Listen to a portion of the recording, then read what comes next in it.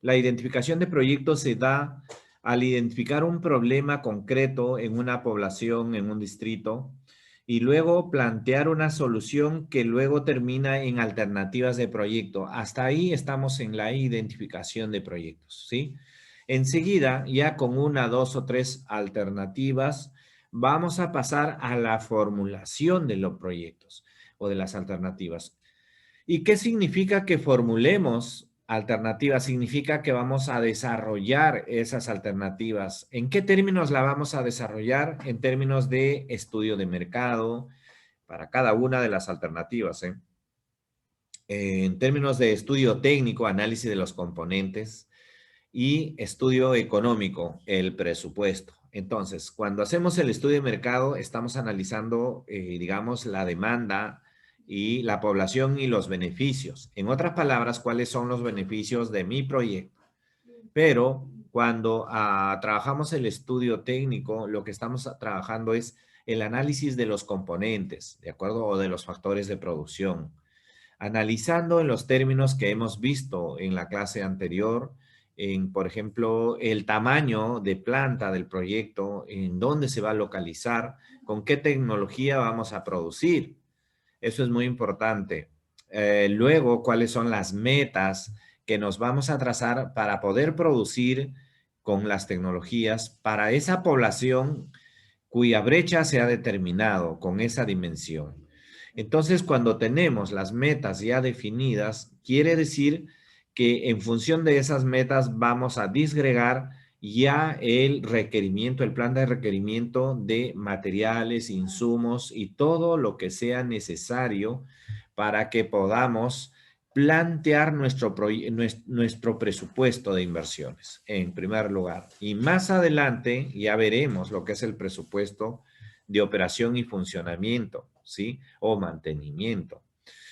Bien, es ahí. Sin embargo, nosotros en la clase anterior hemos visto el estudio de mercado y el estudio técnico. Ahora, antes de entrar todavía al módulo de evaluación, veamos un poco los costos del proyecto, ¿sí? Estas consideraciones que hay que identificar los costos. Los costos en estos términos tiene que ver, en primer lugar, con la inversión, ¿sí? Precisar las fuentes de información y fechas de las cuales se sustentan esos costos.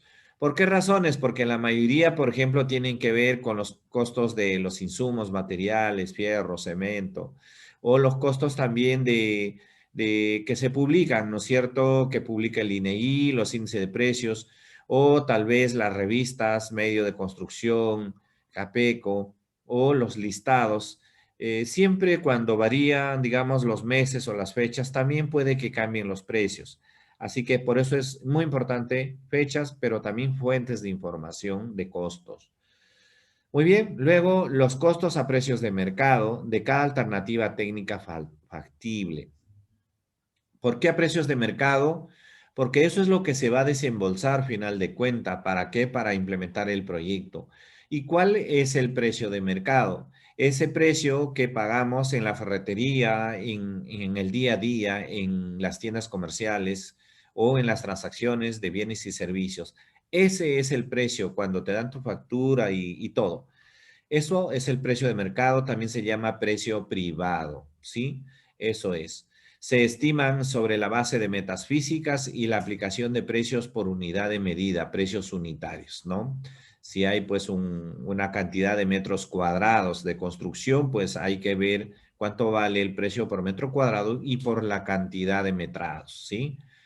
O equipos, en fin. Eso es lo que hay que hacer. Hay que determinar los costos de inversión o la inversión en sí. Ustedes saben que hay componentes y que hay que cuantificar. Lo vamos a ir viendo aquí, por ejemplo, en la estimación de costos, ¿sí? En la estimación de costos de inversión. Se hacen pues los requerimientos, ¿no? ¿Qué se necesita para, digamos, invertir o para implementar el proyecto y ejecutar esos componentes, concretar en la realidad esos medios fundamentales, ¿no? Que final de cuentas vienen a ser componentes de tu proyecto y que, digamos, nos permiten, al implementarlos y en el tiempo, eliminar el problema, ¿no es cierto? Las causas directas de ese problema que aqueja a la población. Entonces, los requerimientos que se necesitan para hacer el cálculo del presupuesto tienen que estar a la vista. La cantidad de metros cuadrados de área construida. Y eso viene de las metas, ¿no es cierto? Si queremos, por ejemplo, 5 aulas, ¿no es cierto? Si se ha definido el tamaño de planta de 5 aulas, porque hemos cruzado, ¿no es cierto? La brecha versus la capacidad de planta, y ahí sale 5 aulas y cada aula tiene X metros cuadrados, pues por 5 y ahí sale la cantidad de metros cuadrados de área construida. Y o si fuera carreteras, la cantidad de kilómetros de carreteras o vías. Y ya saben, ahí hay besos estimados de cuánto es el costo por kilómetro de carretera. Metros lineales de tuberías, metros cúbicos de agua, por ejemplo, para riego o agua para consumo directo, consumo humano. Kilómetros de líneas de transmisión de energía eléctrica, número de conexiones de usuarios, juegos de equipos médicos, canales de conducción para arriba, entre otros, que ahí están las unidades de medida para poder luego valorizarlos o ponerles en términos de presupuesto. Ya definidos todos estos detalles que son aspectos técnicos básicos, se procede a elaborar el presupuesto de inversión para cada una, ojo, para cada una de las alternativas. Si hemos definido 3 alternativas en el módulo de identificación, hay que desarrollar el estudio de mercado, el estudio técnico y el estudio económico para cada una de las alternativas. Profe, pero ¿para qué pongo alternativas? ¿Qué sentido tiene? Fíjense ustedes, estamos construyendo información para ir al siguiente módulo de evaluación y poder evaluar cada una de las alternativas, ¿sí? Es para eso. Y la evaluación en proyectos tiene sentido si cotejamos, evaluamos alternativas. Si no, no tiene sentido. Y la alternativa única, profe, entonces, ¿qué pasa? Claro, en alternativa única, que se puede sustentar, ahí de todas maneras se trabaja todo, pero y se evalúa el BAN, el TIR para esa alternativa. Sin embargo, se coteja con la línea de corte del sector. ¿Y qué es la línea de corte?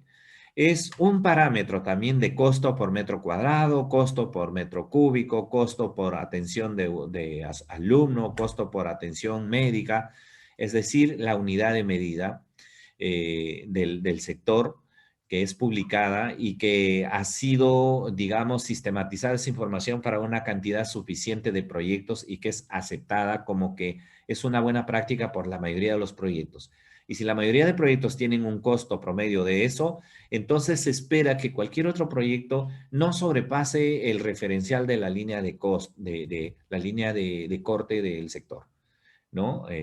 Si en el sector se define la línea de corte en 2.500 por metro cuadrado, entonces tu proyecto nuevo relacionado al mismo no puede sobrepasar ese monto. Si sobrepasa, algo anda mal en tu proyecto. ¿Cómo es posible que la mayoría, por decir la gran cantidad de proyectos, sacan lo mismo a ese precio o menos, y tú no podrías argumentar que es a un precio mayor, ¿sí? Esa es la idea y por eso es que cuando se presentan expedientes al sector, pues el sector lo descarta cuando tiene precios por encima, porque se supone que es la sistematización de muchos, pero muchos proyectos que en promedio, digamos, han alcanzado ese valor y entonces espera que los demás no sobrepasen. Para eso se usa la línea de corte. ¿Y quién lo da? El sector. La OPMI da estos precios referenciales de línea de corte. Es su función. ¿De acuerdo? Entonces, vamos por ahí. Muy interesante en las condiciones para ver. Es la estructura de costes de inversión. Hay que ver que se habla primero de los componentes. Imagínense el componente de infraestructura y todas las partidas en infraestructura. Inclusive podemos ir al detalle, ¿no? Sin embargo, hay que tener claridad. En caso de fichas técnicas, no se necesita estudios a detalle, por ejemplo, el S10, o muy detallado, ¿no? No es exigible. Basta con tener precios, por ejemplo, referenciales o ya indicadores de costo por metro cuadrado y se puede trabajar, ¿no? Sin embargo, algunos proyectistas se van hasta el S10 para definir metas, metrados y materiales, ¿no? Requerimiento de los materiales, el S10 te da pues todo, ¿no? Cuando le das los metrados, ya como que te desglosa, ¿no es cierto? Te desglosa pues ya los insumos, materiales, todo. Componente 1, infraestructura. Componente 2, equipamiento. Componente 3, recursos humanos. Componente 4 pudiera ser mobiliario. Componente 5, depende, pues, ¿no? Y ya vamos teniendo varios componentes. Lo que hay que, digamos, detallar esos componentes por metas y por recursos. Y detallados ya. Ahí viene pues la cantidad, los listados, los precios unitarios por cantidad y luego el importe por cada componente, y luego vamos sumando componente más componente, y luego hay que tener en cuenta los otros componentes adicionales como el expediente técnico, que muchas veces es un porcentaje de los costos directos, ¿sí? Muchas veces es entre 3% o 5%. Mientras más grande el proyecto, pues va bajando el porcentaje, y mientras más pequeño va yendo hasta el 5% más o menos, que es un parámetro referencial para estimar, digamos, de lo que debe costar el expediente técnico para presupuestarlo, ¿no?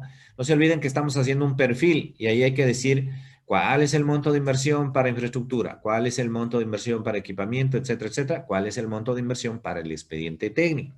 Y entonces, una vez determinado digamos, el costo directo, el 3% del costo directo, 4%, 5%.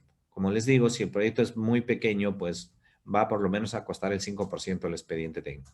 Luego viene la supervisión del expediente, que también hay que presupuestarlo y que es muy parecido a la del expediente, aunque sugiero que la supervisión, por ser medio tiempo, digamos, mayormente medio tiempo, debiera ser 1.5, 2 o 3%. Sin embargo, he visto y persistentemente que la supervisión está más o menos entre 3 y 5%, lo cual me parece un poco alto, pero habría que sustentarlo bien. Supervisión de obra y equipamiento, y luego hay un componente de gestión de proyecto que es muy importante. En algunos casos dicen, oye, eso es los gastos generales, y que muchas veces en proyectos pequeños la gestión del proyecto son los gastos generales. Pero ya en un estudio de preinversión a nivel de perfil, ya es, hombre, la oficina PMO. ¿Y qué es la oficina PMO? Es un componente uno de los componentes del proyecto, pero que ve la parte organizativa y la dirección del proyecto, ¿no? El cerebro que planifica, ejecuta, gestiona y controla el proyecto, ¿no? Es la oficina, digamos, que hoy en día en los grandes proyectos está de moda, oficina PMO, ¿de acuerdo? Pero es un componente más que hay que traerlo desde la identificación de los factores de producción o de los medios fundamentales.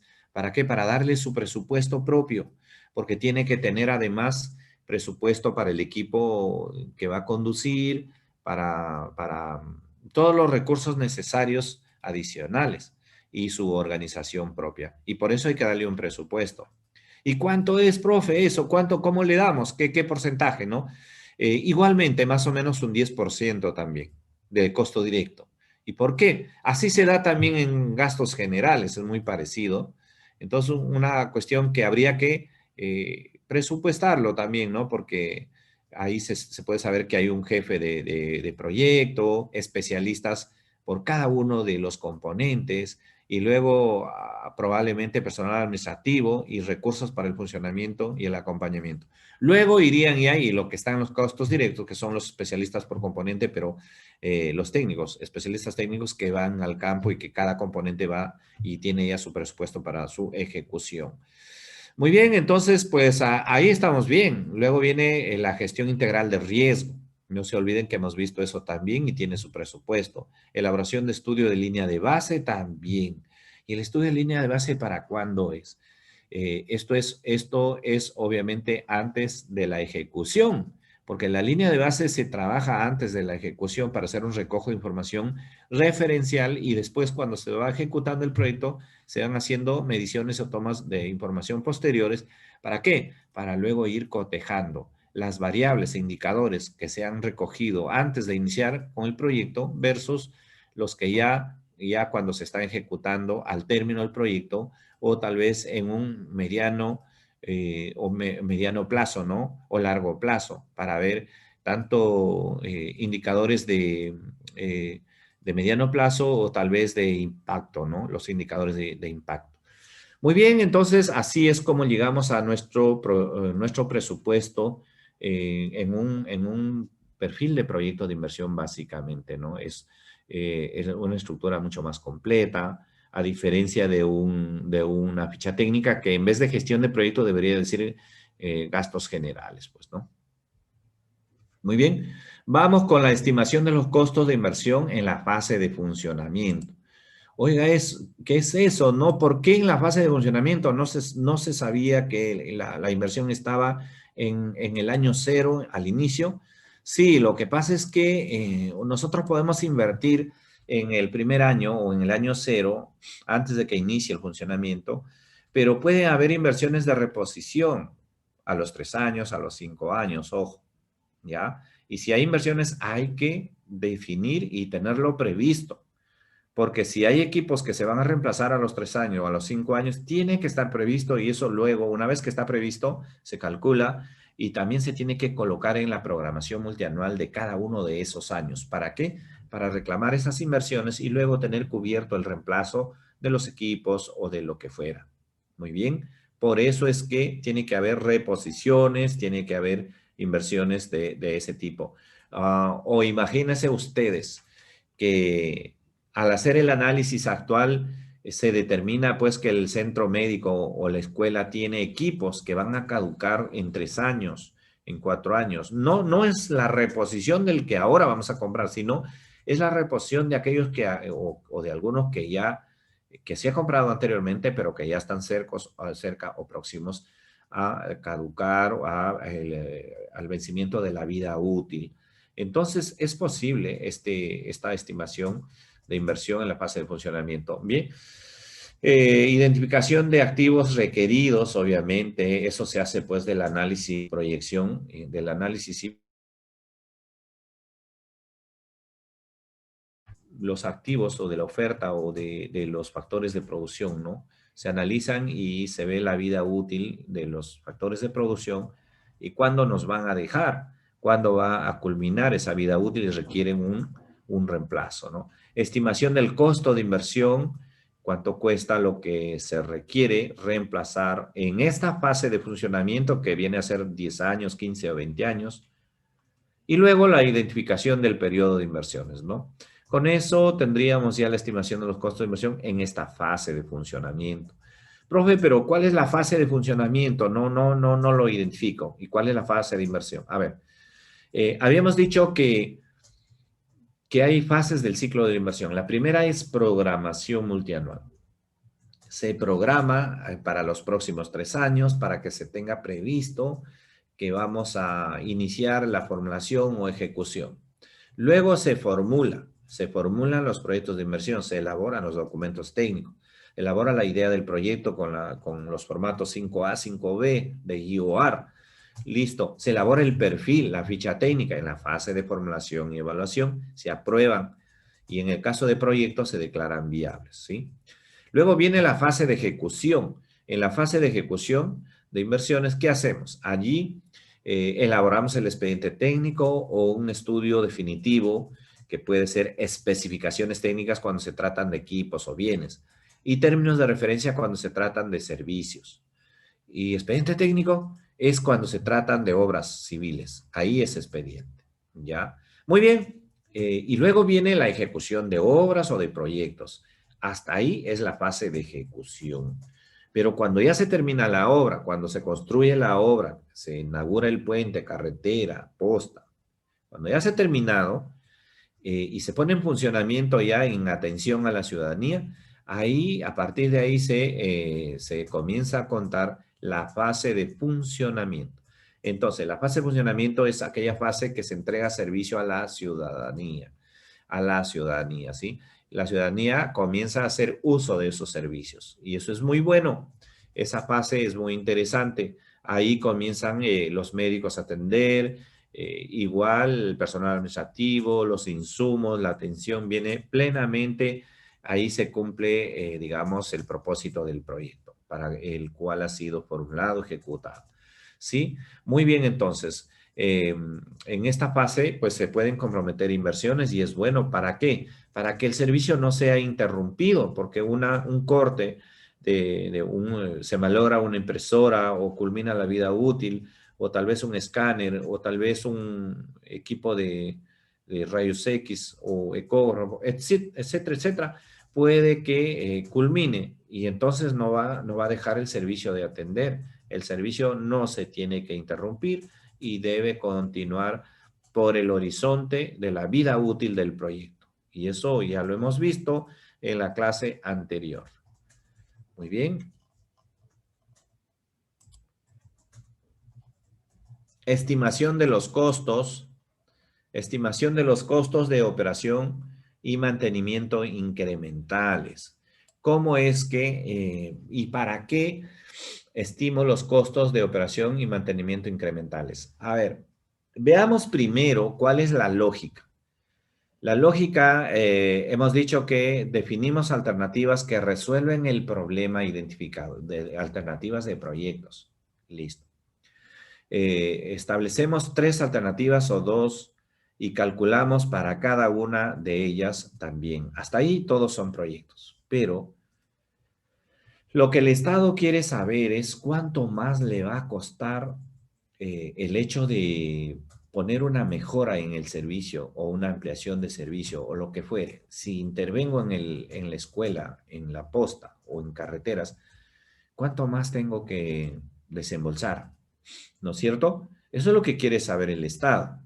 Y para eso existe esta figura de los costos incrementales, que se calcula primero los costos de operación y mantenimiento sin proyecto y luego los costos de operación y mantenimiento con proyecto. Oiga, ¿qué es eso? Ya. Los costos de operación y mantenimiento sin proyecto son los costos actuales de la posta médica o de la escuela, sin que intervengamos. ¿Y eso qué quiere decir? Los costos, pues, de funcionamiento, ¿no? Agua, luz, teléfono, internet, vigilancia, personal administrativo, director, personal educativo, personal docente, etcétera. Todo lo que se paga, planillas mensuales, tanto en producción de servicios o como en gastos generales, ¿no? Gastos generales son aquellos que no se comparten o no se pueden, digamos, asignar directamente a una unidad de producción. Por ejemplo, el vigilante, el servicio de luz, agua, teléfono, como que internet, como que es un gasto, una bolsa general para todo. Pero aquellos que con unidad de producción se dan son los costos variables, ¿no? Entonces, ahí están, ¿no? Pero ojo, esos son los costos sin intervención, se llaman sin proyecto. O sea, si nosotros no intervenimos ahorita y ya vamos a hacer un proyecto para la posta médica, pero no intervenimos, esos son los costos de operación y mantenimiento sin proyecto. ¿Se puede saber eso? Claro que sí, es lo más rápido que hay que saberlo, porque si tú le pides a la UGEL los gastos que hace tal o cual escuela y de todo tipo, pues todo está a la mano y por años, y digamos los últimos 5 años, etcétera. Es lo más fácil que puede haber. Costos de operación y mantenimiento sin proyecto. Y los costos de operación y mantenimiento con proyecto, ahí viene el detalle. Eso ya, ahí hay que incorporar las alternativas de proyecto, ¿no? Es decir, ¿cuánto gastaría a partir de la implementación de la alternativa 1 o alternativa 2? ¿Cuánto sería? Porque anótese que si le implementamos un equipo, un equipamiento más o algún arreglo de servicio, se va a requerir adicionalmente a lo que se ha estado gastando probablemente costos de mantenimiento de los nuevos equipos y algunos gastos adicionales relacionados a la implementación. Entonces probablemente sean mayores. Esos costos integralmente en un escenario futuro, para una escuela mejorada, para un hospital mejorado, para una carretera mejorada, para que funcione, o para un servicio de agua para riego mejorado, ampliado, ya en el nuevo escenario los costos serían los costos de operación y mantenimiento con proyecto. Entonces, profe, pero ¿para qué quiero saber los dos? Para diferenciar cuántos serían los costos con proyecto menos en los costos en la situación sin proyecto. Esa diferencia es lo que al Estado le interesa saber para ir haciendo su caja, su presupuesto y para ir cubriendo, para ver si lo puede cubrir. ¿Y cuánto es? Cuánto más, ¿no? ¿Por qué? Porque el servicio ya está funcionando, eso no lo puede quitar. Entonces, el adicional, ¿cuánto es? Ah, perfecto, no es mucho, entonces prográmelo, lo vamos a ejecutar y sí se puede sostener. ¿Se dan cuenta ustedes que eso es muy importante por ahí? Profe, pero ¿para qué costos incrementales y para qué? ¿Y los beneficios? La misma idea. Entonces, nosotros no sabemos todavía qué metodología nos va a tocar para evaluar. Ojo, nótese que no solamente hay que observar los costos en un proyecto, hay que observar los beneficios también, ¿sí? Es decir, puede que sean los costos muy altos, pero ¿qué tal si los beneficios son muy altos también? Y cuando ustedes saben, ¿no es cierto? En un negocio privado, los ingresos o beneficios menos costos, la utilidad, ¿no es cierto? Y acá en la parte social también es, beneficios sociales menos costos, debería ser positivo.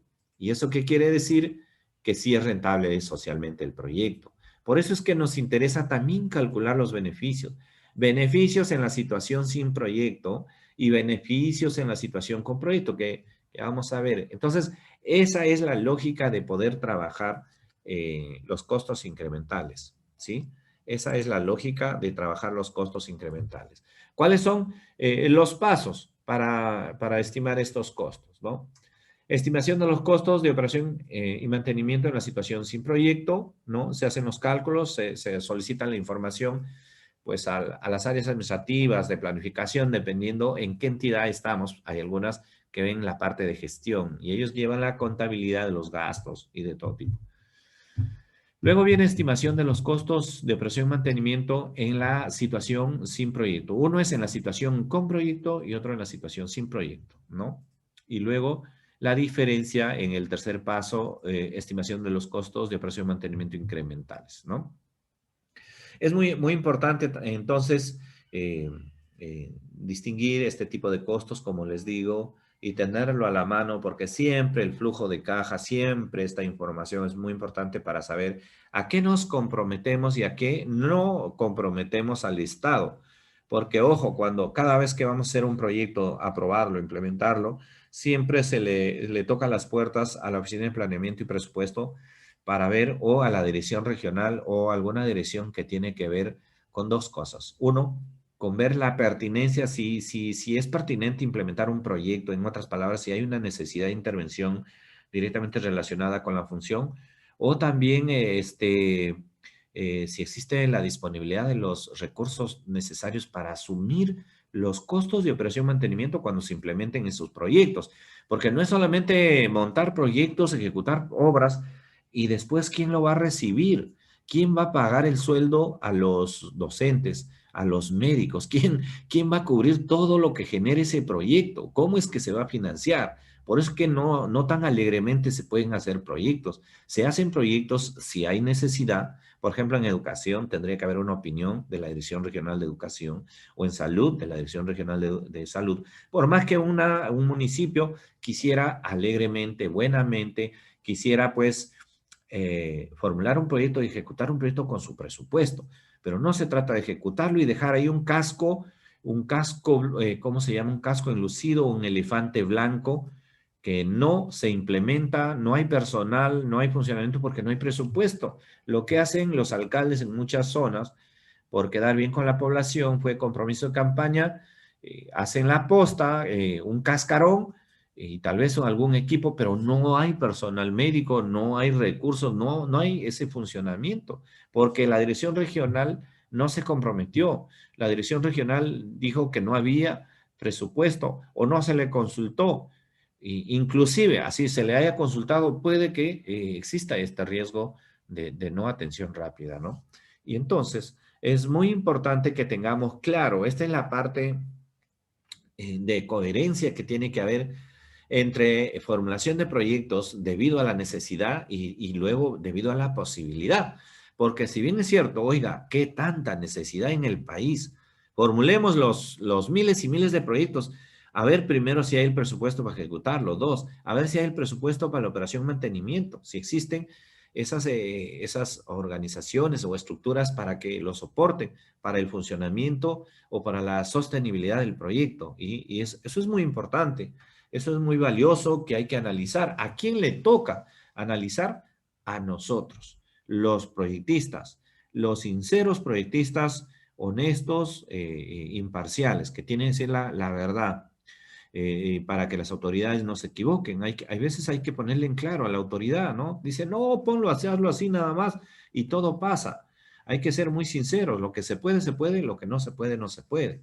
Y ser muy claros, ¿no? ¿Qué es lo que va a pasar? En los informes se informa los pro y los contra con toda esa claridad. Si ellos lo van a ejecutar contra todo eso, pues que lo hagan bajo su propia responsabilidad, ¿no? Uno no puede ocultar cosas, tiene que ser muy claro y transparente y mencionar pues lo que es posible y lo que no es posible según la normativa también. Muy bien. Flujo de costos incrementales a precios de mercado. Bueno, quería ver si hay alguna pregunta hasta acá. A ver, ¿tienen alguna pregunta? No veo preguntas. Saludos, ¿qué tal, chicos? Todos recién veo 80 personas, pero al inicio vi solamente 40. ¿Dónde y a qué hora ingresaron los demás? ¿Mm? Ya. Eh, a ver, ¿alguien ha levantado la mano? No han levantado la mano, pero ojo, tienen, digamos, la posibilidad de levantar la mano, lo pueden hacer y hacer sus consultas, no hay ningún problema, ¿ya? Lo pueden hacer. Cualquier consulta que tengan, por favor, hágalo. Yo también podría preguntarles, chicos, ojo, las consultas no solamente es del alumno al docente, sino docente al alumno. Y el alumno puede contestar lo que sabe, lo que le parece, lo que entiende. Y eso estaría súper bien también, ¿no les parece? ¿Qué dicen ustedes? ¿Están de acuerdo o no? Escriban, escriban. Se quedaron callados. No, profe, ¿cómo me vas a preguntar? Dicen. Sí, dicen algunos, sí, algunos. Solo dos nomás están de acuerdo, los demás se han quedado callados. Oh, pues saben ustedes, estamos en un aprendizaje, ¿no? Bueno, yo iré preguntando. Voy a preguntar al final, ¿ya? Voy a hacer preguntas con nombre y apellido, así que estemos atentos, ¿ya? Estemos atentos. Así como ustedes también pueden hacer consultas, no hay ningún problema, ¿ya? Y lo aclaramos, lo aclaramos. ¿Cómo levanto la mano? Buena pregunta. ¿Alguno de sus compañeros, a ver, cómo se levanta la mano en el Zoom? Buena pregunta. Ya, hay una opción ahí donde dice personas, haces un clic ahí y te deslizas a la derecha, ahí es donde hay opciones para levantar la mano. A ver, ¿cómo lo veo eso?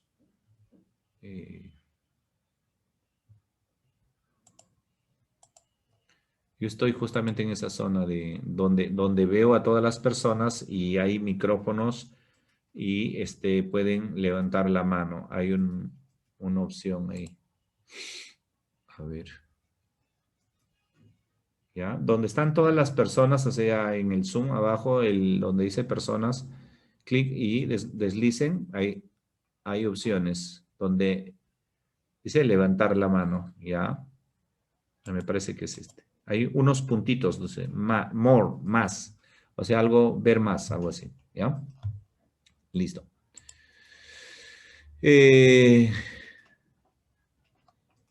Los planes de equipamiento, porque muchas veces se retrasan. A ver, ¿por qué se retrasan los planes de equipamiento? He visto uno en el MINSA, ¿no?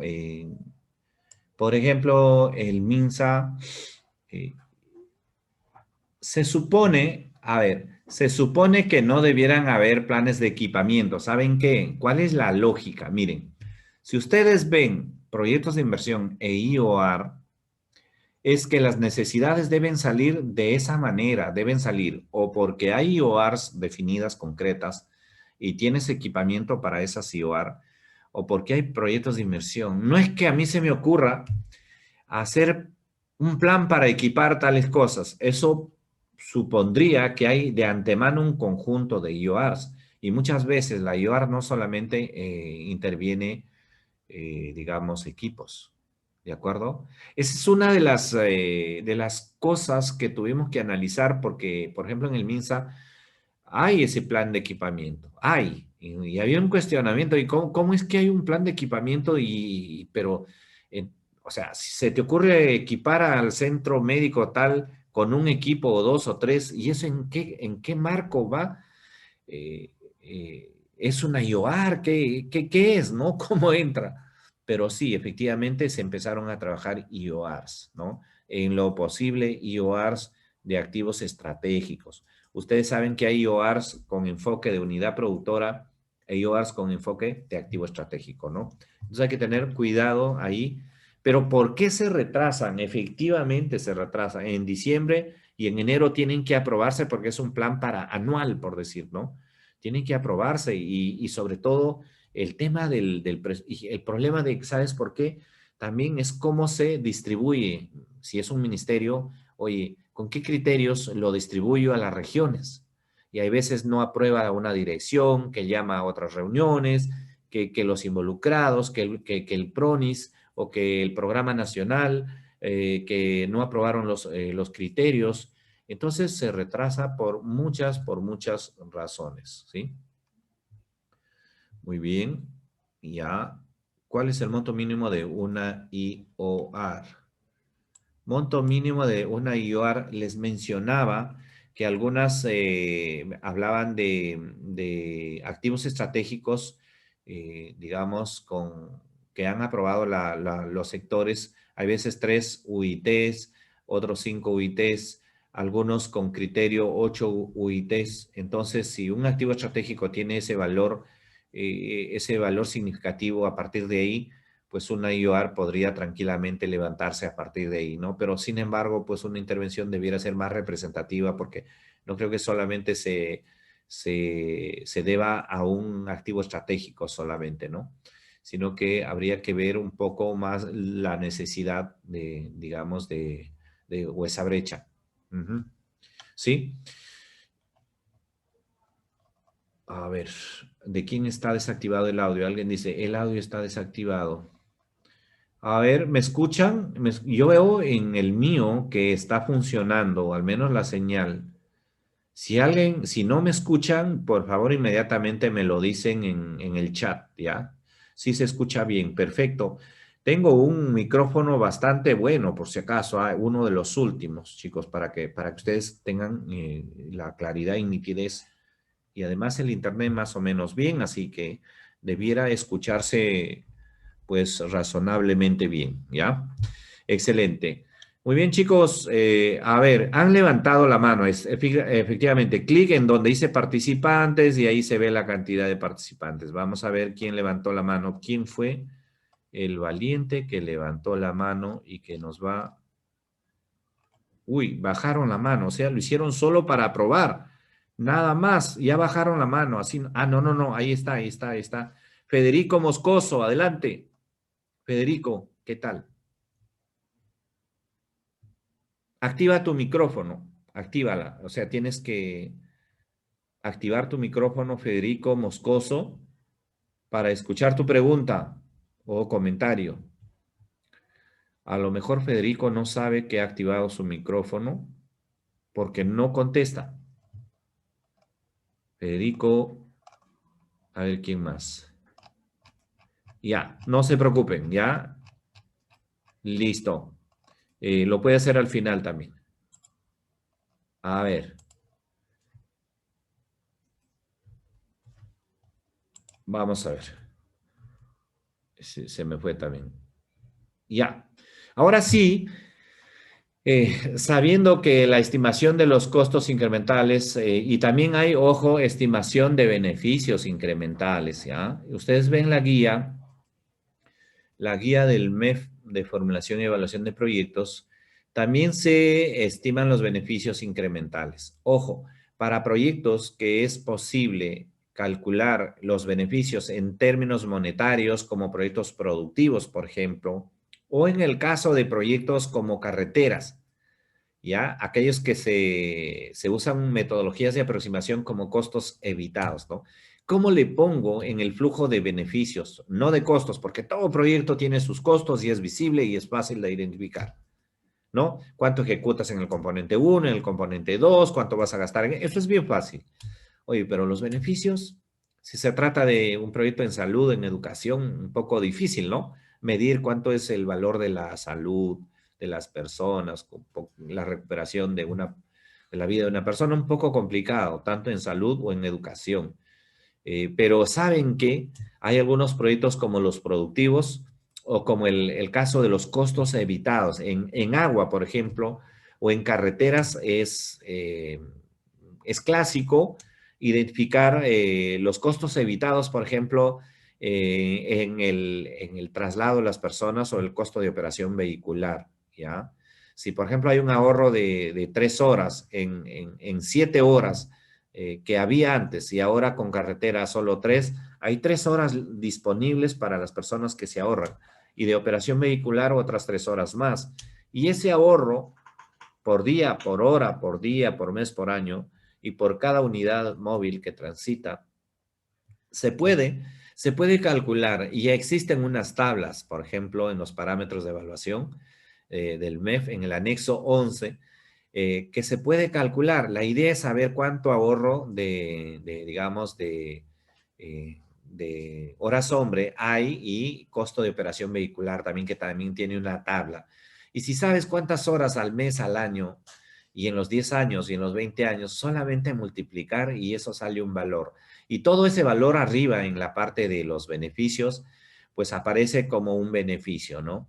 Y abajo tienes los costos, ya puedes restar beneficio menos costos, sale costos incrementales o beneficio neto, y de eso se trata. Y eso lo puedes hacer tanto para la situación con proyecto como la situación sin proyecto. Y vas a tener beneficio neto digamos, para la alternativa 1, beneficio neto para la alternativa 2. Si ya tienes beneficio neto o beneficio incremental y tienes costo incremental, entonces ya puedes relacionar el beneficio incremental menos costo incremental y te quedas con el neto, neto, neto.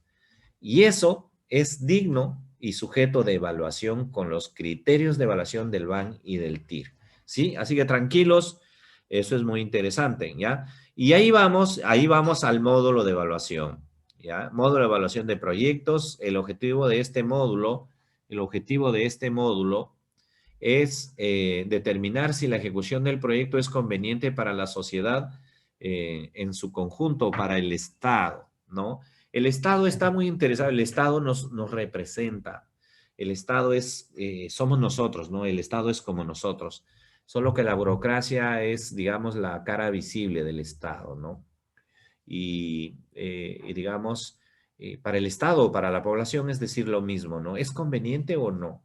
Y yo les digo algo, miren, ¿cuándo es conveniente? Cuando hay valor público. Oiga, profe, ¿qué es valor público? No entiendo.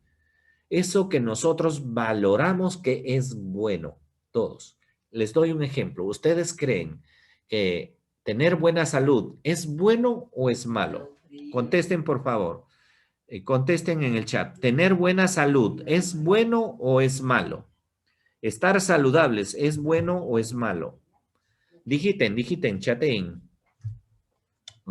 A ver.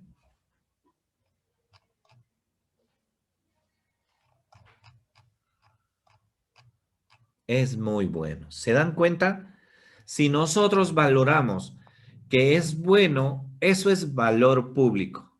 Estar educados, tener buena educación, ¿es bueno o es malo? Es bueno. Todos sabemos y valoramos que eso queremos que hay que hacer. Eso es valor público. Y si es valor público es porque es valorado por todos. ¿De acuerdo? Y eso es excelente.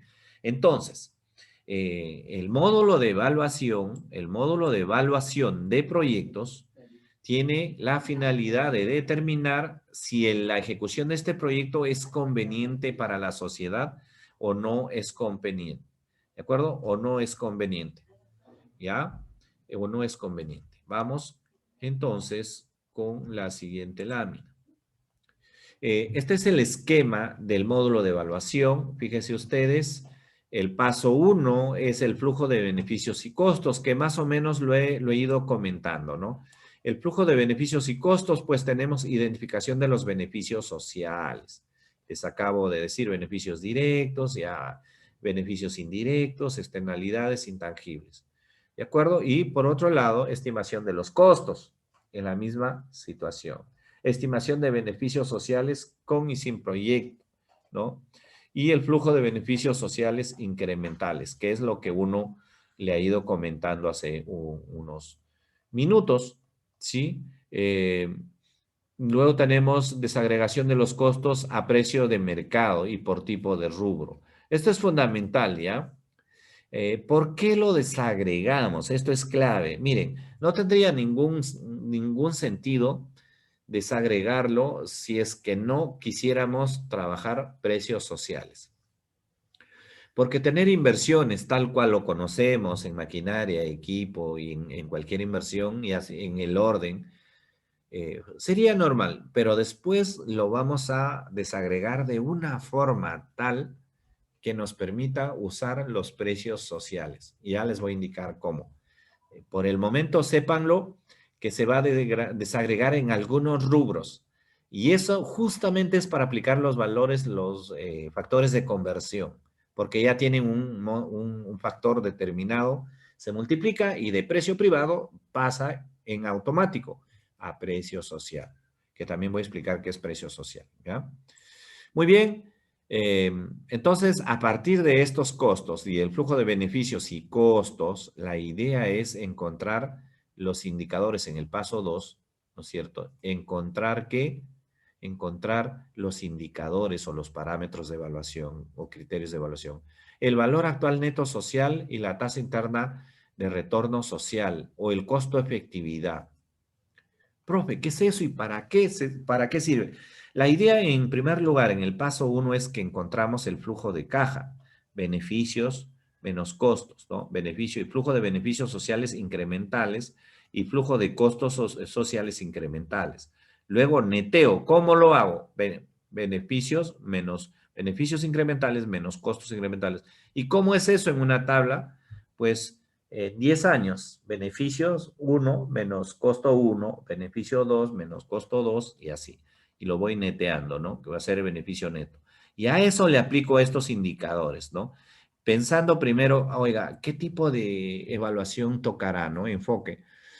Análisis costo-beneficio ACB, análisis costo-beneficio o análisis costo-efectividad. ¿Cuál de ellos? ¿No? Se aplica el análisis costo-beneficio siempre que los beneficios son posibles de calcular en términos monetarios. Por ejemplo, caso carreteras, caso de proyectos de agua potable también, o en el caso de proyectos productivos, ¿ya? Que quede claro. Y eso está más o menos en los parámetros de evaluación social, hay algunas sugerencias, y de la práctica del SNIP también. Entonces, ese tipo de metodología es lo que vamos a utilizar las dos, pero una de ellas aplicará, por ejemplo, a nuestro proyecto. En algunos las dos se puede aplicar. Por ejemplo, en el caso de proyectos de gestión institucional, se puede aplicar el análisis de costo-efectividad o el costo-beneficio. Todo dependerá de la cantidad de información disponible para una u otra metodología. Lo más claro es que el análisis de costo-efectividad es lo más aplicable porque parte del análisis de costos. En cambio, lo más complicado es los beneficios, como les decía, sobre todo en sectores sociales, que no es fácil determinar los beneficios. Pero cuando ya pertenezcan a este tipo de proyectos que les voy mencionando, pues ya es análisis de costo-beneficio, ¿no? Carreteras, agua potable, proyectos productivos que tiene productividad también ahí, no hay problema. Listo. Entonces, clásico, hacer un buen flujo de costos y beneficios, netearlo al incremental y luego calcular los indicadores. Esto es manera intuitiva todavía, tranquilos. Paso 3, hay que trabajar, después de hacer la evaluación social a precios sociales, hay que trabajar el análisis de sensibilidad, identificar la incertidumbre, el análisis de sensibilidad y de riesgo, Y análisis de variables críticas, ¿no? Es el paso 3. Y luego viene un paso 4 de evaluación privada, análisis de sostenibilidad, que es fundamental, financiamiento del proyecto y al final la matriz de marco lógico, ¿ya? Esto es muy interesante. Conclusiones y recomendaciones. ¿El proyecto es viable o no es viable? ¿Y cuáles son las recomendaciones que se deben dar para qué? Para antes de iniciar la ejecución del proyecto o antes de el funcionamiento, ¿sí? Muy bien, estos son los pasos entonces que se debe hacer en la evaluación. Aquí algunas viñetas sobre evaluación social. Muy bien, evaluación, beneficios sociales. Vamos a dar unos ejemplos de beneficios sociales para que lo tengan un poco más claro, ¿ya? Vayamos identificando beneficios sociales.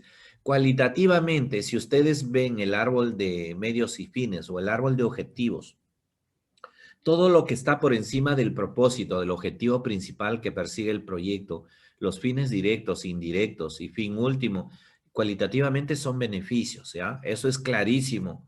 Si alguien no las dice, pues ustedes se identifican en el árbol de medios y fines y dicen, oiga, ¿cuál es lo que está por encima del propósito o del objetivo central?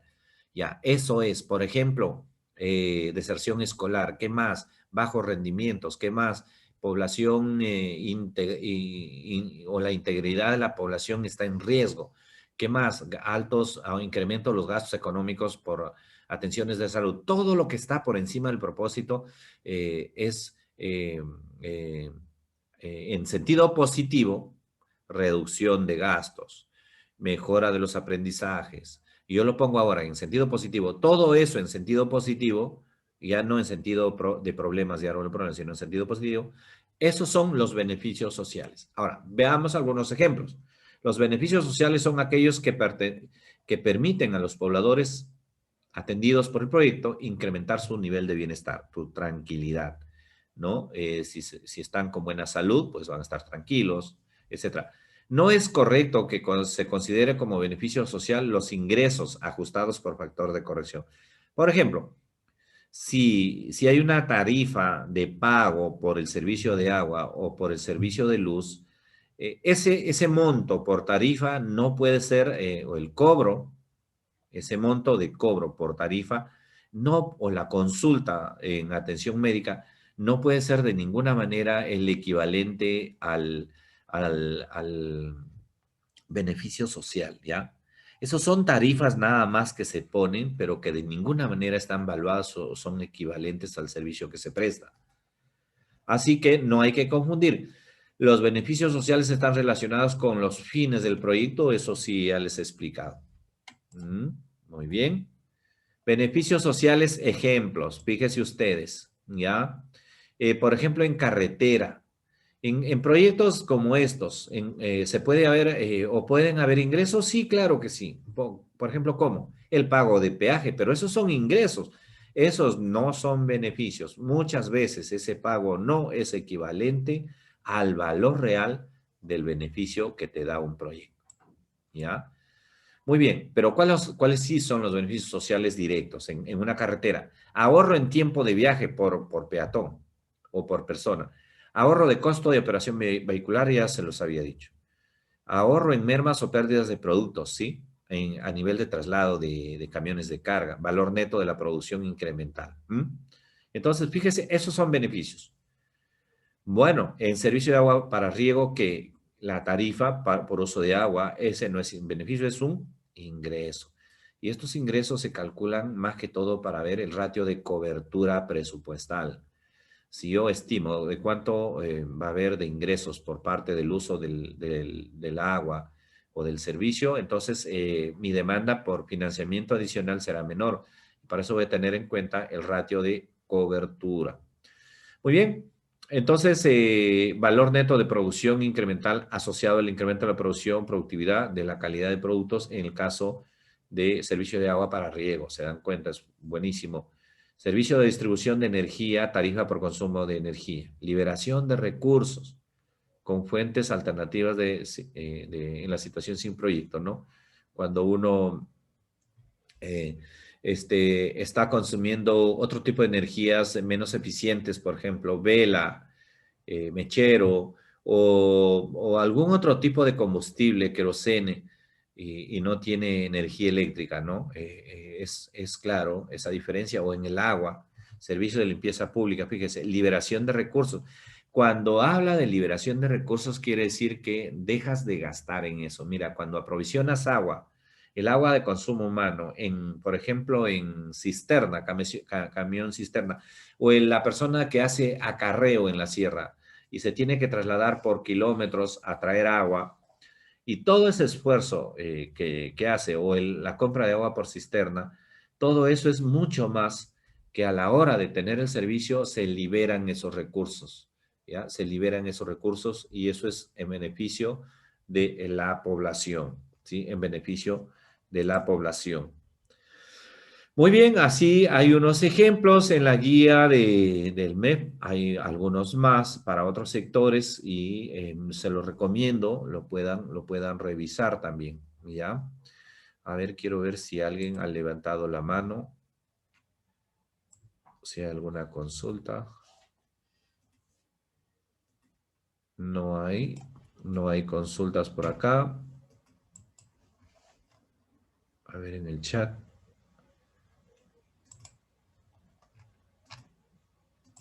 Tampoco. Ujú. Tampoco hay consultas. Y eso quiere decir que está muy claro o no se está entendiendo nada, chicos. A ver, ¿cómo vamos? Muy bien, vamos muy rápido, muy lento. ¿Cómo estamos? A ver sus apreciaciones. Escriban nomás, sin temor. Quiero saber cómo estamos. Muy rápido, vamos bien o muy lento. Muy lento es para las personas que ya quieren mucho más, ¿no? Vamos bien.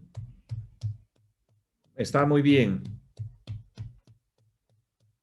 Lo entendí sobre todo los beneficios sociales. Excelente. ¿Quién es? Kelly. Muy bien, Kelly. Qué bueno.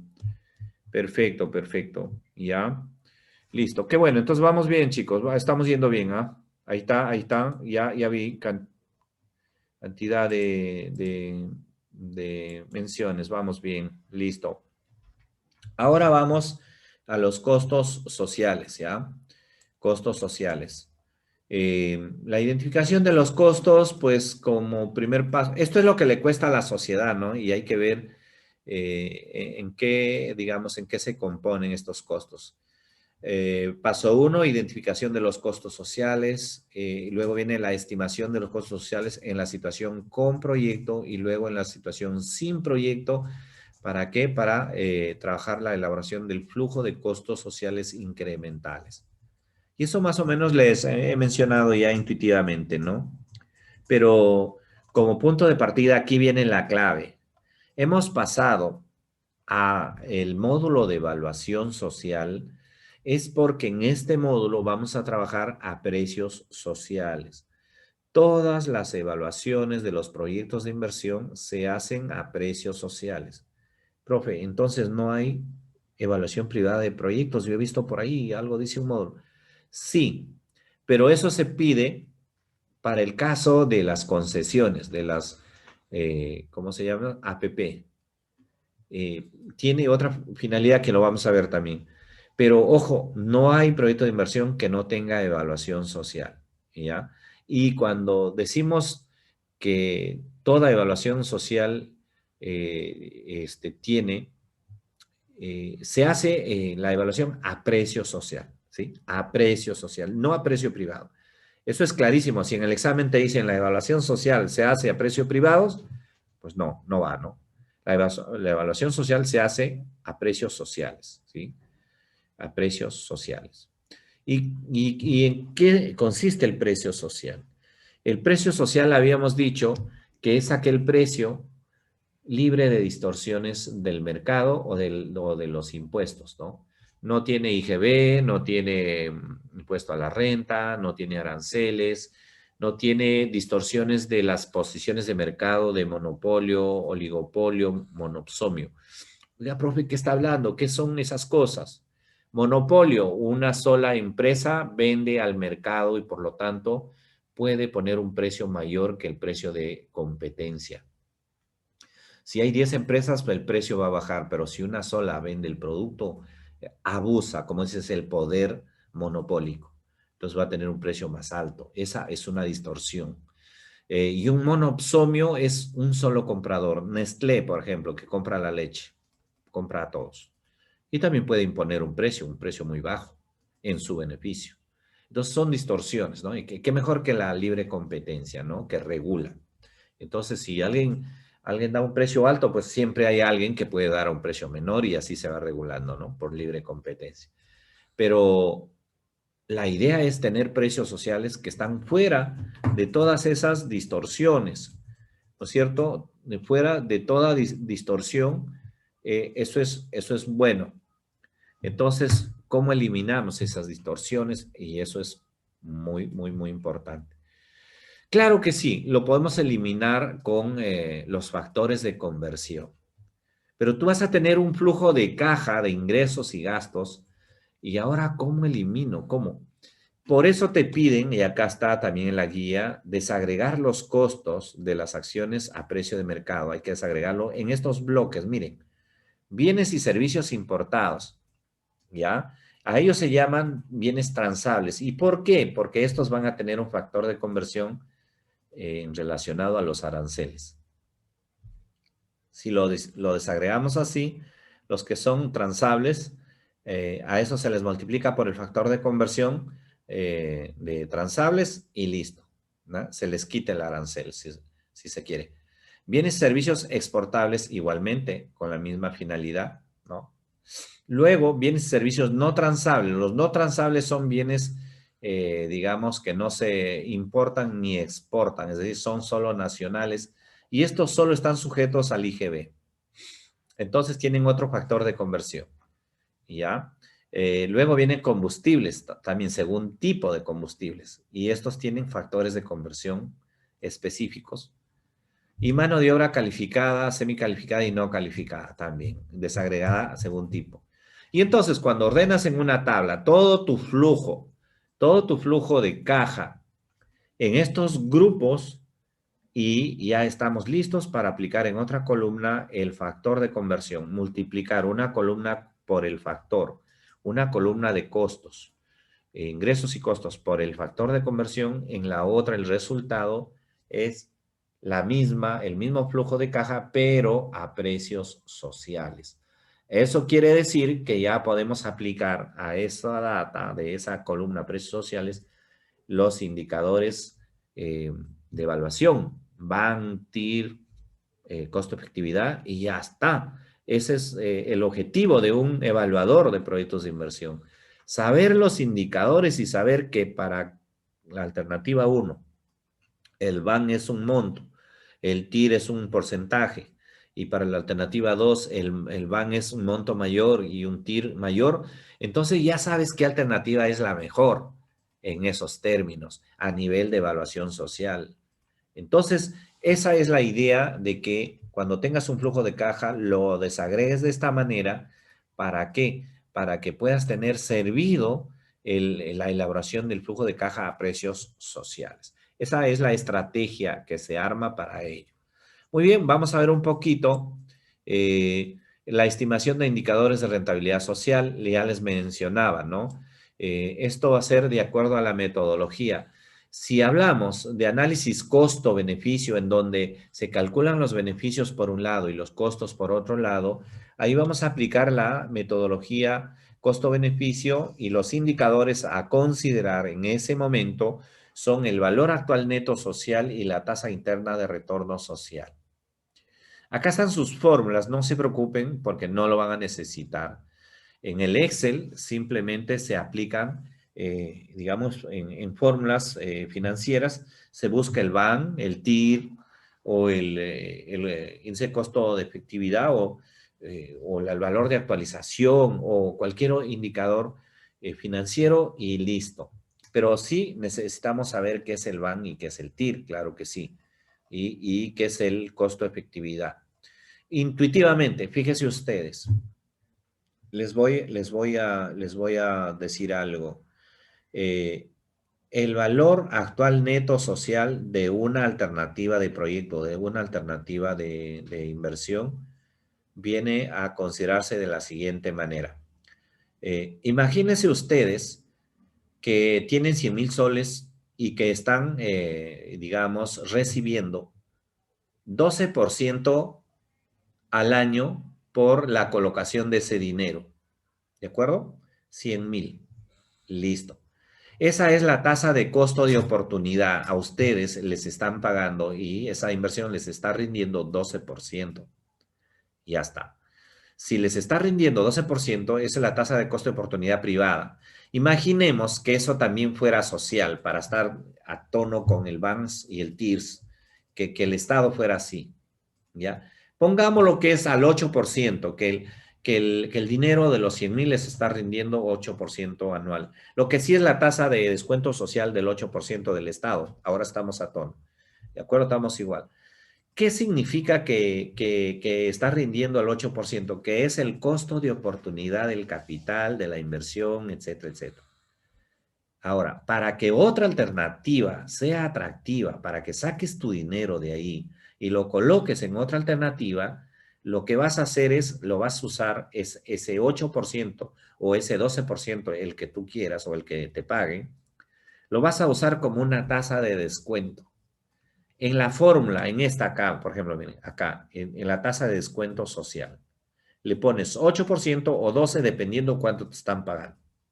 Si fuera 8%, lo que es la tasa de descuento social, si fuera 8% acá, imagínate que dice, oye, ¿cuánto es el BAN de esta nueva alternativa que me están ofreciendo, un nuevo proyecto, una nueva inversión? ¿Cuánto es el BAN si yo le aplico una tasa de 8% acá? ¿Qué es lo que ya me está pagando mi dinero colocado, mis 100,000 soles? Eso quiere decir que si yo ya le descuento el 8%, todo lo que me quede como BANs, eso va a ser el adicional que me genera con esa nueva alternativa. ¿Qué les parece?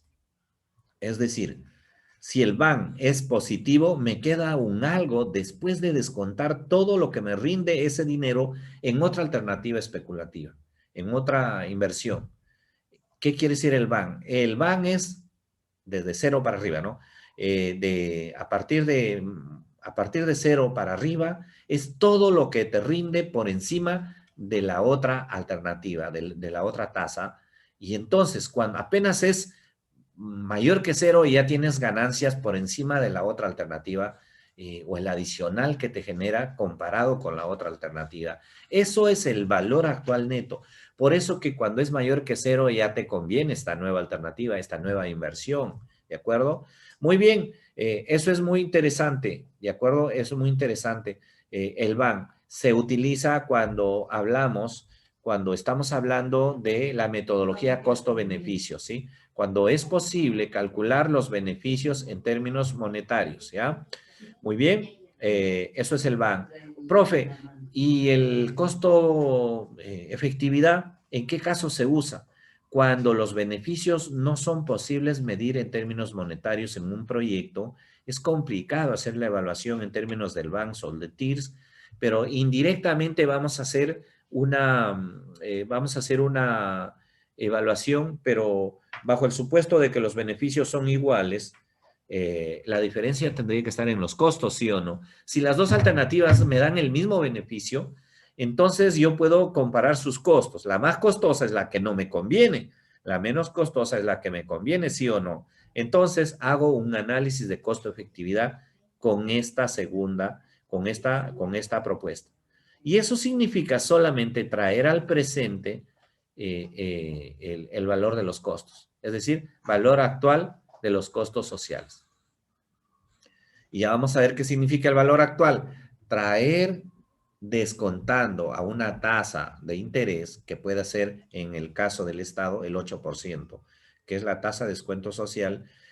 ¿Para qué lo descuento, profesor, si son 10 años? Simplemente para esa tasa de descuento significa estandarizar el valor del dinero en cada uno de los años. Por ejemplo, les doy un ejemplo bien clarito. ¿Por qué hacemos esas tasas de descuento? Porque existe también la capitalización. O sea, si tienes, por ejemplo, 100,000 ahora, el próximo año ya no tienes 100,000, tienes 100,000 por uno más la tasa de interés. Si tu tasa de interés es 12%, entonces el próximo año vas a tener en el año 1, 112,000. Y en el segundo año, si es capitalizable, vas a tener 100,000 por uno más la tasa de interés al cuadrado. Entonces vas a tener un número mayor. Profe, ¿y entonces cómo es para traerlo al presente? La figura inversa. O sea, en vez de capitalizarlo, descuento. ¿Y cómo se descuenta? No se multiplica, sino se divide. Intuitivamente les estoy dando la razón de cómo funcionan las cifras. ¿Por qué lo traemos al presente? Porque también lo podríamos llevar al futuro y evaluar al futuro. También se puede. Pero lo más típico en los libros de texto y todo el mundo que hacemos es, queremos saber hoy, cuánto vale hoy, y por eso traemos al presente todas las cifras con una tasa de descuento. Muy bien, quiero ver por aquí comentarios o cuál es la tasa de descuento en un proyecto social. Correcto, mira, para el Estado, la tasa de descuento, ese comentario de Edgar Renato, mira, para el Estado la tasa de descuentos sociales es 8%. Era 14, 12, 11, 9 y ahora es 8%. 8% para el Estado, ¿ah? En un proyecto social. ¿Sí? Ahora, en esos proyectos de la cooperación habría que ver porque qué tasa puedan tener de referencia, pero cuando es inversión pública, el valor oficial es el 8%. ¿Sí? Y el privado es el costo de oportunidad que le ofrece al inversionista. Cada inversionista tiene su propio costo de oportunidad. Por ejemplo, un inversionista está colocando en bolsa y está ganando 12% al año. Otro inversionista no, está ganando 18 con su capital. Entonces, cada quien tiene su propio COC, costo de oportunidad de capital. ¿De acuerdo? No es igual para todos. Pero el Estado estandarizado como Estado, ¿no?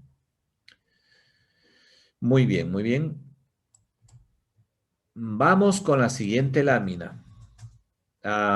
En relación a las tipologías, ¿no? A las tipologías de proyecto. Fíjese, acá está la recomendación con qué tipo de evaluación se hace para agua potable, costo-beneficio. Alcantarillado, costo-efectividad. Caminos de herradura, costo-eficacia o efectividad. Carreteras, costo-beneficio, recuerdan, por la metodología de costos evitados. ¿Sí? Educación, costo-efectividad, energía, costo-beneficio, salud, costo-efectividad y así. Sistema de riego, costo-beneficio, ¿sí? Y servicios ambientales asociados a forestación y reforestación, costo-beneficio. Ojo, la tasa de descuento social de servicios ambientales es 4%. 4%, así como la tasa de carbono, 4%, ¿ya? No es 8, solo para este caso.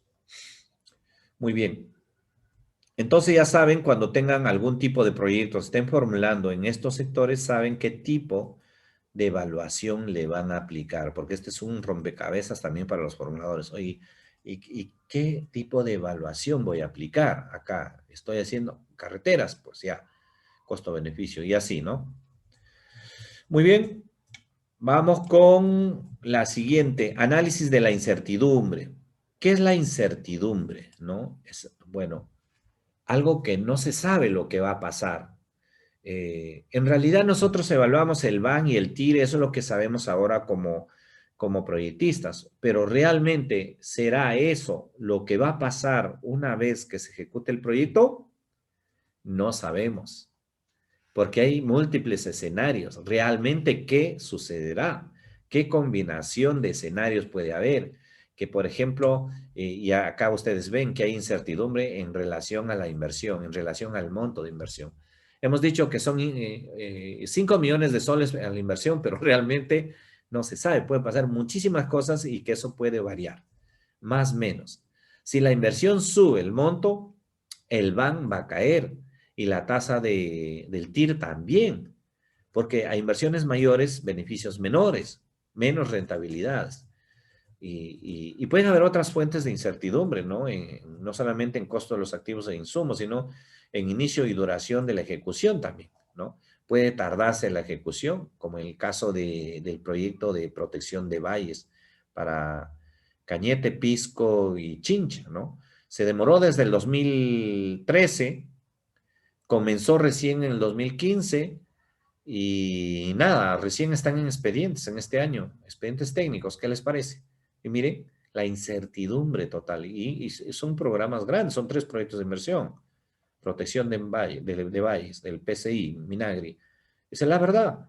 Incertidumbre sobre la demanda, ¿qué pasará sobre la tasa de crecimiento de la población o de los factores condicionantes de la demanda, ¿no? De repente cambia eh, la, los hábitos y ya no quieren consumir ese tipo de servicios. Incertidumbre sobre los costos, ¿no? Costos de producción de los servicios también. Entonces, la idea es analizar un poco la sensibilidad de estas principales variables que tanto puedan afectar, ¿no es cierto?, a estos parámetros como el BAN, el TIR y el índice de costo-efectividad. ¿Y cómo se maneja, por ejemplo? Eso se maneja analizando eh, toda la batería de variables necesarias y luego seleccionando las más relevantes y haciendo una corrida según simulación Monte Carlo para análisis de riesgo. Profe, ¿y qué gano y qué aprendo con hacer un análisis de riesgo? ¿En qué me ayuda? En hacer el análisis de sensibilidad te dice qué variables son las más relevantes. Hasta ahí estamos bien. Se puede trabajar con un software que se llama Top Run y te ayuda a seleccionar tus variables, ¿no? La otra es que el juicio de expertos, ¿no? Que te digan, oye, por la experiencia, estas son las variables que mayormente cambian por la ejecución que tenemos, la experiencia que tenemos, las evaluaciones que ha hecho el sector. Mire, estas normalmente son estas. Ya la historia los dice. Ok, juicio de experto, ¿no?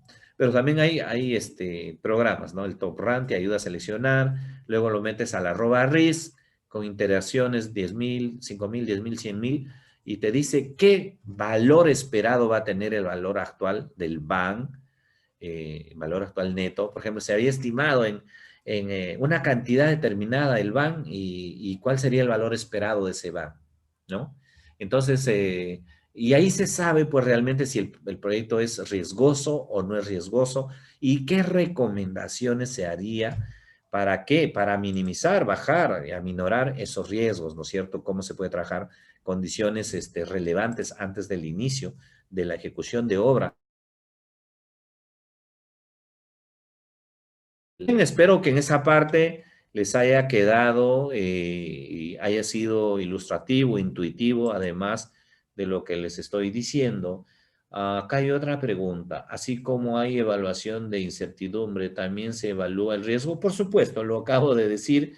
La incertidumbre, pues, es, digamos, la falta de información que tenemos, ¿no? Y eso puede configurar un evento de probabilidad negativo que puede afectar la rentabilidad del proyecto, ¿no? Eso es clarísimo. Sí, se evalúa el riesgo, se evalúa la sensibilidad y se evalúa el riesgo. Es decir, ¿qué quiere decir la sensibilidad? Les doy un ejemplo.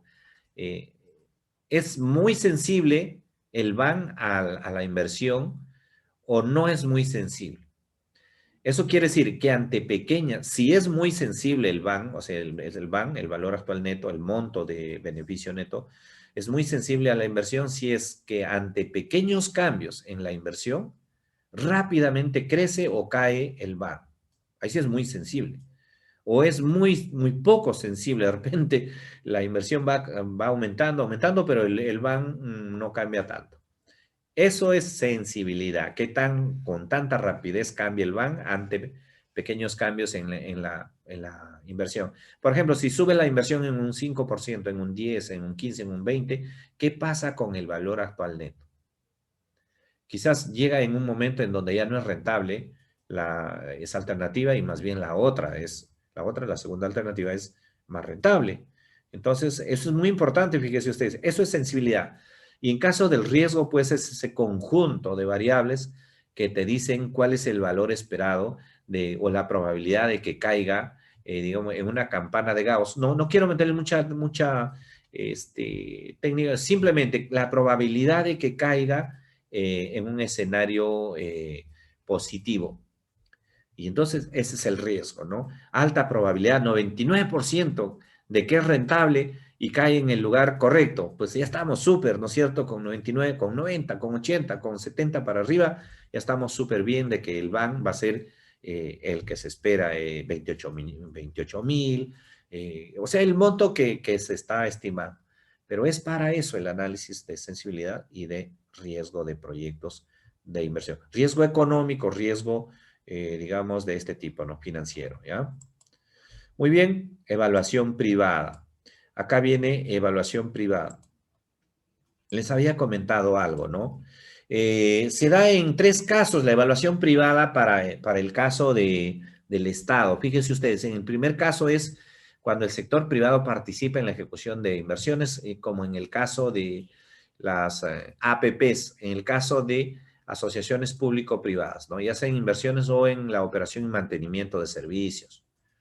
En el segundo caso es que en los proyectos de empresas públicas también hay que hacer una evaluación privada, ¿sí? Y en el tercero, en aquellos proyectos de inversión que tienen un potencial de generación de ingresos monetarios.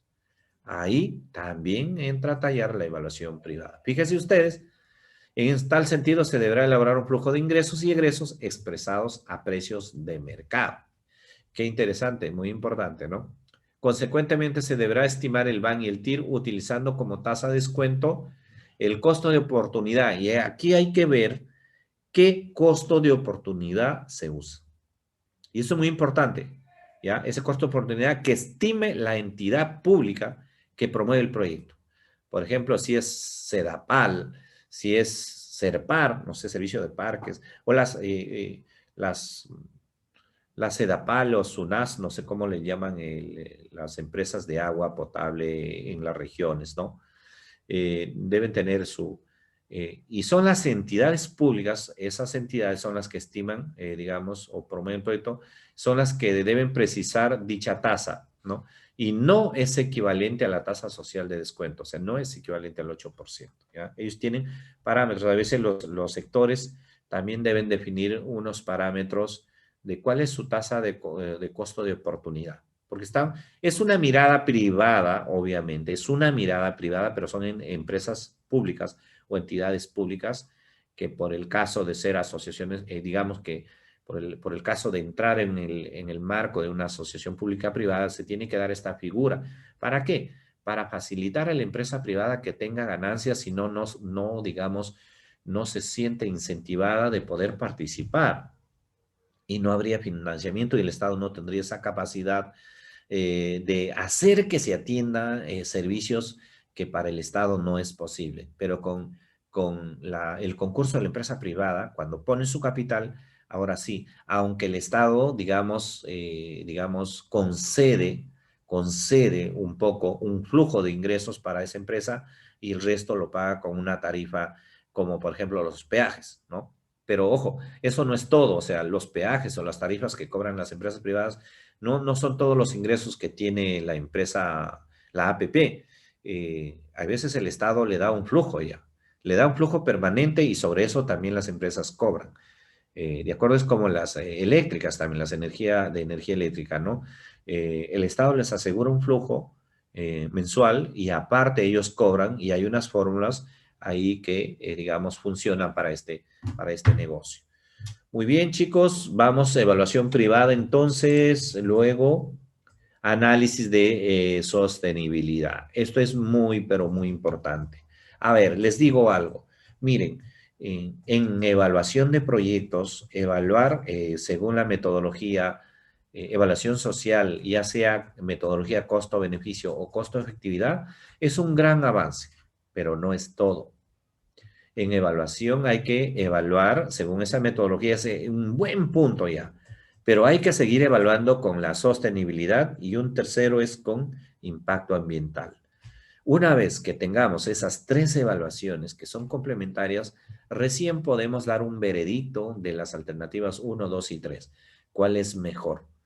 Puede que exista que una es mejor en evaluación social con el BAN o con el TIR, pero la otra sea mejor en la sostenibilidad, o la otra sea mejor en la que digamos, no contamina en la parte del impacto ambiental. Entonces, los evaluadores la vamos a tener no tan fácil para dar el veredicto final. Y podemos, dependiendo de las variaciones, si son significativas o no, en el BAN y en el TIR uno puede sacrificar, decir, bueno, si bien es cierto, hay un mejor rendimiento en estos parámetros de indicadores sociales, pero no es tan sostenible esta alternativa y por tanto para nosotros la alternativa 2 es la mejor y puedes terminar recomendando la alternativa 2, ojo. Sin embargo, también se dice y en la práctica se ve que normalmente la alternativa que tiene mejor evaluación social normalmente se termina imponiendo como la mejor. ¿Por qué? Porque la sostenibilidad y el impacto ambiental son muy parecidos en las otras alternativas, ¿no? Muy bien, entonces, ¿qué significa el análisis de sostenibilidad? Fíjense ustedes, vamos a analizar una alternativa versus una segunda o una tercera. ¿En qué vamos a evaluar la sostenibilidad? En tres aspectos fundamentales, ¿no? Uno, primero, en que, digamos, si está asegurado o no el flujo de costos de operación y de mantenimiento para el funcionamiento de ese servicio. ¿Está o no está seguro? Hay arreglos institucionales que garantizan que cuando se ponga en marcha la escuela, la posta médica o la carretera, eso va a operar y funcionar normalmente porque están cubiertos los costos de operación y mantenimiento. Hay una entidad que va a pagar planillas sin ningún problema y por lo tanto vamos a recibir el servicio y beneficio. ¿Sí o no? Ese es un ángulo que hay que estudiar. Por otro lado, claro, la sostenibilidad financiera, pues viene por ahí, los arreglos institucionales, ¿no es cierto? Y el otro, pues la capacidad financiera del proyecto de cubrir sus costos de operación y mantenimiento también es importante. ¿Eso qué significa? Para el ratio de cobertura, se los había dicho. Algunos sí tienen, digamos, una tarifa, ¿no? Y que es muy posible y muy bueno, además, son generadores de ingresos algunos proyectos y que digamos, se realizan normalmente. Sí es posible. Hay otros que donde la población no se le puede cobrar nada, por más que se quiera. No pagan y no pueden pagar. Pero hay otros servicios, sí, por ejemplo, en el caso de luz, ahí sí tienen que pagar porque si no le cortas, y si le cortas no pueden. Así de simple. El agua, aunque el agua en municipios alejados, prácticamente los alcaldes paran pagando el servicio de agua, ¿no? Mayormente, o tienen que pagar unas tarifas muy bajas. Pero sí, hay que ver que financieramente el proyecto tenga un buen ratio de cobertura, o si lo tiene, y si no lo tiene, ¿quién se compromete y quién lo va a pagar? Eh, eh, por otro lado, hay otro aspecto también de la sostenibilidad, por ejemplo, el análisis de riesgo de desastres naturales, ¿ya? ¿Eso qué quiere decir? Eh, eh, por ejemplo, miren, si no aseguramos que la escuela está libre de un desborde de quebrada, libre de un deslizamiento, libre de un sismo, de caerse por no estar bien fundamentados los cimientos, entonces esa escuela pudiera colapsar y puede verse interrumpido esos 10 años de funcionamiento. Y eso es más terrible porque imagínense lo que se pierde en la inversión y además la interrupción del servicio, pues que tiene un costo social muy importante para las personas que reciben, que son los alumnos.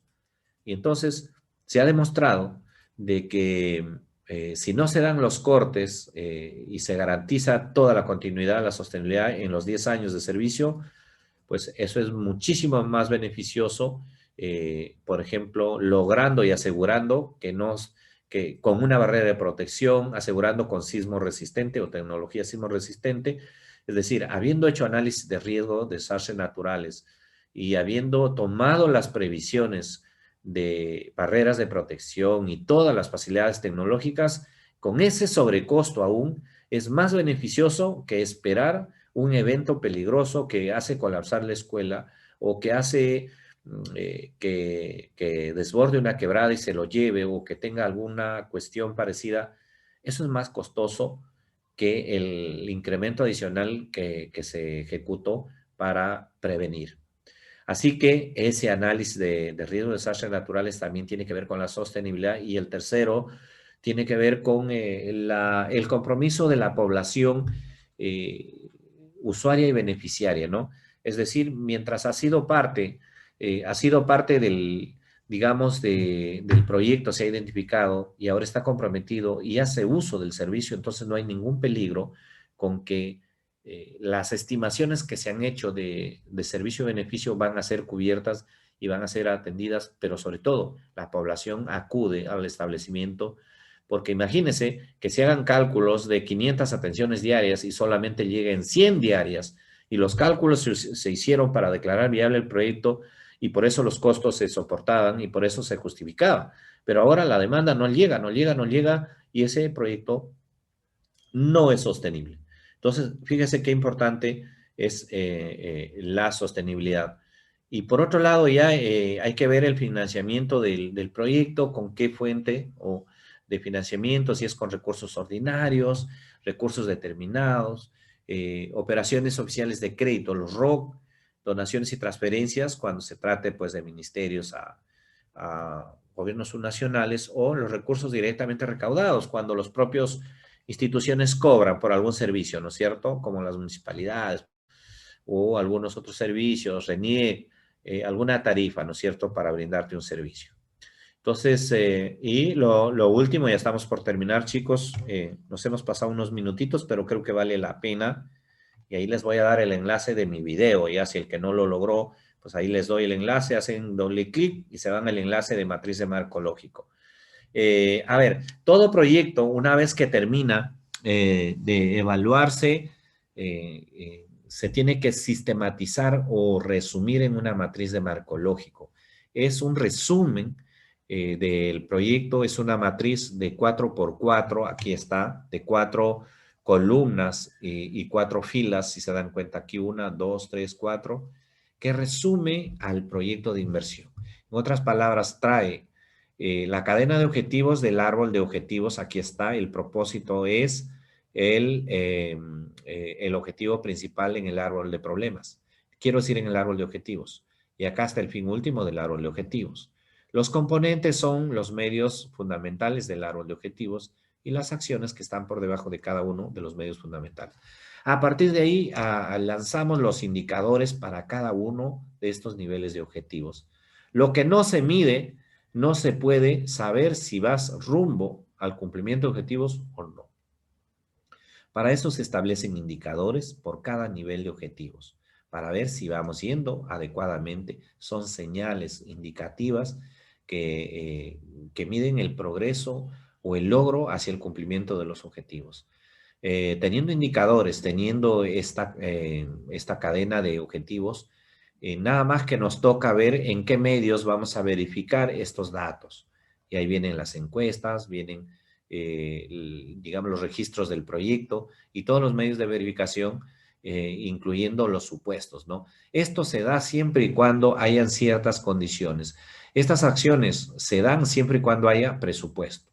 Estas acciones de los componentes se dan siempre y cuando la población acuda, tenga la voluntad de participar. Y estos indicadores y logros se dan siempre y cuando no haya cambios de política del Estado, etcétera, etcétera. Pero chicos, no se preocupen porque miren, acá le dan doble clic y tienen un regalo, ¿no? Un regalo. ¿Cuál es el regalo? Doble clic y van a ver un video completito, ahí está, si es que no lo han visto, completito donde estoy explicando desde cómo se da el tema de la matriz de marco lógico desde el árbol de objetivos, árbol de problemas de objetivos, y todo el detallito completo con los indicadores. Este regalo es para que ustedes, y miren los comentarios abajo de muchas personas internacionalmente, ¿no? 16,000 reproducciones vistas por mucha gente de Colombia y de otros países, ¿no? Y esto es el regalo para ustedes por su paciencia, por esperar unos minutos más, y con esto ya estamos prácticamente terminando. Acá hay un pequeño ejemplo acerca de en qué consiste cada uno de los indicadores de estos niveles, ¿no es cierto? Dice pues en cada uno de los niveles también que está bien explicada la matriz de marco lógico ahí. y que viene del árbol de objetivos, ¿no? Que es muy, muy, muy sencillo, lo hemos explicado. Y la última ya, conclusiones y recomendaciones de qué? Del proyecto, del perfil. Acá tienes que decir si el proyecto, cuál ha sido el problema principal, el monto de inversión, cuál ha sido la conclusión sobre la evaluación, ¿no es cierto? La evaluación social y cuál es la alternativa ganadora y por qué razones. ¿Qué condiciones de viabilidad? Las tres condiciones de viabilidad. Ah, ¿cierra brechas? Sí.